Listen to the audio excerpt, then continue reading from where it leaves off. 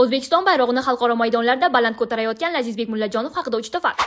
Lazizbek Mullajonov 1999-yil 13-may kuni Farg'ona viloyatining Farg'ona tumanida tug'ilgan. U super og'ir vazn toifasida jang qiladi va chap qo'l uslubidagi bokschi hisoblanadi. Lazizbek havaskor boksdagi yutuqlari bilan tanilgan. U 2021-yilda harbiy xizmatchilar o'rtasidagi jahon chempioni, 2022-yilda Osiyo chempioni, 2023-yilda Toshkentda o'tgan jahon chempionatining bronza medali sovrindori bo'lgan. 2024-yil Parij olimpiadasida esa oltin medalni qo'lga kiritib, O'zbekiston tarixidagi olimpiada chempionlari safidan joy oldi. Shuningdek, u kelajak bunyodkori medali bilan taqdirlangan. Lazizbek professional boks faoliyatini ham boshlagan. Bo'yi 192 sm, vazni 92 kg. U kuchli zarbalari, chidamliligi va yuqori texnikasi bilan ajralib turadi. Mutaxassislar uni O'zbekiston professional boksining istiqbolli vakillaridan biri sifatida e'tirof etishmoqda. Ushbu xabarni barcha boks muxlislariga yuborib, videoga like bosishni unutmang. Xo'sh, sizningcha Lazizbek Mullajonov professional boksda ham jahon chempionlik kamarini qo'lga kirita oladimi? Fikrlaringizni izohlarda yozib qoldiring. Poytaxtdagi eng dolzarb muhokamalarga sabab bo'layotgan yangiliklarni Toshkentliklar 24 kanalda kuzatib boring.